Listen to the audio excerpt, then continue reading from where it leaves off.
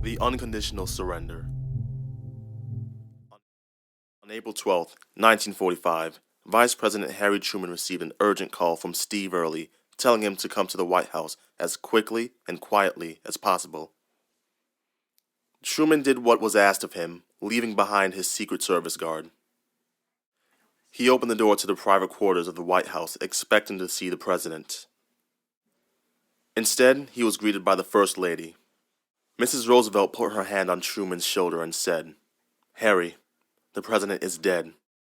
Truman, shocked by the devastating news, could only ask, "Is there anything I can do for you?" The newly widowed Mrs. Roosevelt simply said, "Is there anything we can do for you? For you are the one in trouble now." The Unconditional Surrender. 2 hours and 24 minutes after Franklin D. Roosevelt's death, Harry S. Truman was sworn in as the 33rd President of the United States. FDR was a monumental figure, having navigated America through the Great Depression and the majority of the Second World War. At the beginning of the war, we must keep in mind that Harry Truman was not vice president. He was not going to be elevated to the presidency upon Franklin Roosevelt's death. At the beginning of the war, he was a muckraking investigating senator who investigated corruption and defense contracting during the war. It's only in 1944 that he is FDR's running mate. And in 1945, the final year of the war, he's perceived as an inconsequential vice president, as most vice presidents are. And when Franklin Roosevelt died, in the last months of the war, Harry Truman was vaulted into the presidency. And again, many people thought of him as a backwater Missouri senator with no strong foreign policy record. It wasn't until after swearing his oath into presidency did Truman learn of the Manhattan Project. 3 bombs would be ready to use at his discretion by the 1st of August. After Japan's attack on Pearl Harbor, there was only one satisfactory conclusion to the war for America. The attack on December 7th, 1941, changed the American people's attitudes about the war. The Japanese believed that the United States people would agree to a negotiated peace after that attack. We had the radio on in the car, and that's when we heard it. Coming back to the college with the... From the NBC newsroom in New York, President Roosevelt said in a statement today that the Japanese have attacked Pearl Harbor, Hawaii, from the air. I'll repeat that. President Roosevelt says that the Japanese have attacked Pearl Harbor in Hawaii from the air. We will interrupt all programs to give you latest news bulletin. And of course, I thought, my gosh, what the heck's going on, you know? I was just a kid and I was scared. I thought, my God, maybe they're going to come and get us. I didn't know, so I run home and told my grandpa and them. They had it on the radio, so they knew it too. And I was pretty well scared at that time. You know. Go ahead, Honolulu. Several planes have been shot down, and anti-aircraft gunnery is very heavy. All lines of communication seem to be down between the various Army posts. Everyone here in the islands were taken by surprise by the attack, and even yet it's difficult for some people to believe that our air raid on these beautiful islands has actually happened and that lives have been lost. We were all shocked that something like that would happen in our country.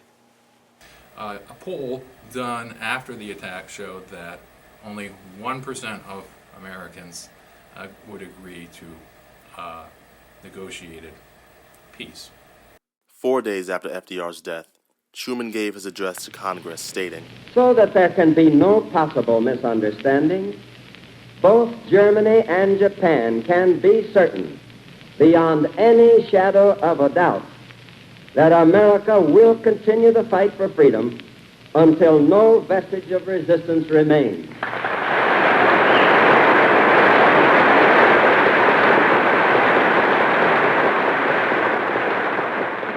The war in Europe ended on May 7, 1945. Both Mussolini and Hitler were dead. The German High Command had surrendered unconditionally. There can be no peace in the world until the military power of Japan is destroyed, with the same completeness as was the power of the European dictators. Defeat over Japan was almost certain. The cost of the American victory, however, was yet to be determined. The Japanese military regime took to sending airplanes in kamikaze or suicide attacks on U.S. ships. At the end of the war, when they ran out of pilots, they trained very young Japanese to engage in these kamikaze attacks.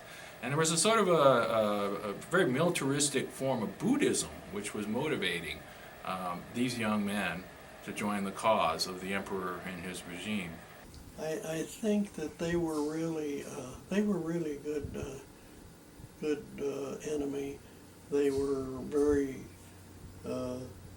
atrocity, you know. They did a lot of things they shouldn't have done to our people, but they really had good tactics, and they were so well dug in and fortified on evil when we were there that's what it took. That's why it took so many days to secure that island. And they bombed it and strafed it and everything, and it just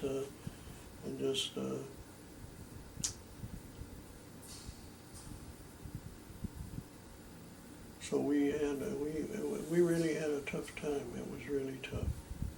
Yeah. It was believed that the Japanese would fight to the very last man. That's what they said they would do. There was every indication that we were dealing with an enemy that had showed no mercy during the war and had no appreciation for human life, including their own lives. The estimate of American deaths for an invasion of Japan reached as high as 220,000. The Army's Philadelphia Quartermaster Depot had ordered more than 370,000 Purple Hearts in preparation for the invasion. President Truman was commander-in-chief. President Truman represented the American people. The American people wanted the war to end, and they wanted the war to end swiftly. And they wanted to impose an unconditional surrender that would pacify Japan. On August 6th, Truman gave the order to drop the first bomb on Hiroshima.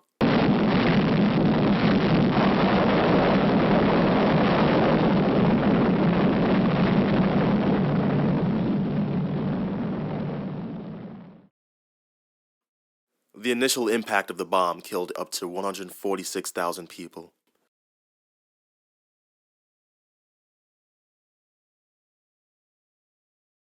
A short time ago, an American airplane dropped one bomb on Hiroshima and destroyed its usefulness to the enemy. That bomb has more power than 20,000 tons of TNT. The Japanese began the war from the air at Pearl Harbor. They have been repaid many-fold, and the end is not yet. On August 9th, Truman gave the orders for the second bomb to be deployed on Nagasaki.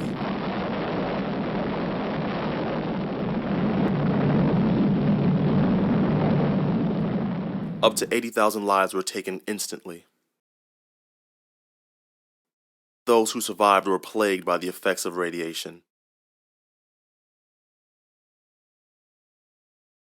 More than 1,900 would die from cancer. The Japanese have just officially laid down their arms. They have signed terms of unconditional surrender. 4 years ago, the thoughts and fears of the whole civilized world were centered on another piece of American soil, Pearl Harbor. The mighty threat to civilization which began there is now laid at rest. It was a long road to Tokyo and a bloody one. We shall not forget Pearl Harbor. The Japanese militarists will not forget the USS Missouri. The evil done by the Japanese warlords can never be repaired or forgotten. Truman's decision would bring an end to the Second World War, but a new war was on the horizon. A conflict that would make atomic warfare a household phrase, the Cold War.